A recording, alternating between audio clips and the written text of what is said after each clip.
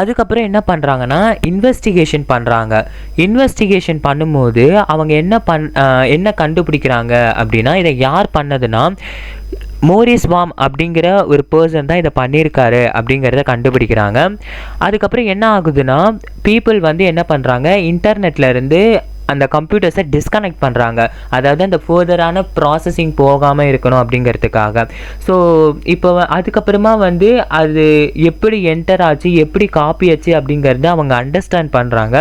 அந்த இன்ஃபெக்டட் மிஷின்லேருந்து என்ன பண்ணுறாங்கன்னா, அந்த வார்ம் அப்படிங்கிறது பாஸ் ஆகிருக்கும்ல, பாஸ் ஆகி தானே அந்த இன்ஃபெக்ட் ஆகிருக்கு, அதை வந்து ரிமூவ் பண்ணுறாங்க. அதாவது அந்த ப்ரோக்ராமை ரிமூவ் பண்ணுறாங்க. நான் ஆல்ரெடி ஃபஸ்ட்டே சொல்லியிருந்த மாதிரி அந்த செக்யூரிட்டி வந்து அந்த டைமில் இன்டர்நெட்டில் வீக்காக இருந்ததுனால தான் இவ்வளோ பெரிய ப்ராப்ளமே வந்தது. அந்த செக்யூரிட்டி வீக்னஸஸையும் வந்து அதுக்கப்புறம் வந்து ஃபிக்ஸ் பண்ணுறாங்க. இது உண்மையாகவே வந்து நடந்திருக்கு. இதனால் வந்து என்ன ஆயிடுச்சு அப்படின்னா, மொத்தமாக அந்த யூனிவர்சிட்டியில் 60,000 கம்ப்யூட்டர்ஸில் 6,000 கம்ப்யூட்டர்ஸ் வந்து இதனால் அஃபெக்ட் ஆகிருக்கு. கிட்டத்தட்ட 10% ஆஃப் 100% வந்து அஃபெக்ட் ஆகிருக்கு. அதனால் வந்து என்ன பண்ணுறாங்கன்னா, இவரை வந்து என்ன பண்ணுறாங்க, பனிஷ் பண்ணுறாங்க அந்த பர்சனை.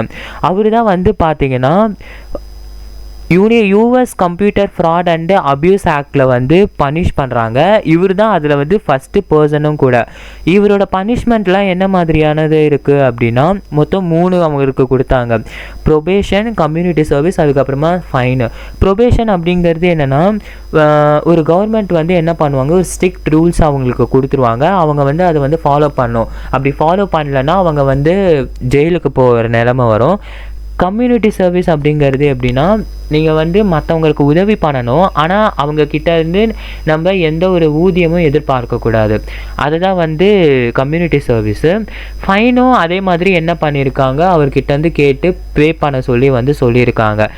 இது வந்து என்னென்னா, இவர் வந்து எவ்வளோ பெருசாக இருக்குது அப்படிங்கிறது தெரிஞ்சுக்கணும், இன்டர்நெட்டோட வேல்யூ என்ன அப்படிங்கிறது தெரிஞ்சுக்கிறதுக்காண்டி தான் அவர் அந்த மாதிரி பண்ணார். பட் ஆனால் அவரே அதை எக்ஸ்பெக்ட் பண்ணல, அது இவ்வளோ பெரிய ப்ராப்ளம் க்ரியேட் பண்ணோம் அப்படின்ட்டு. அதனால தான் அவரை வந்து ஃபஸ்ட்டு பனிஷ் பண்ணாங்க.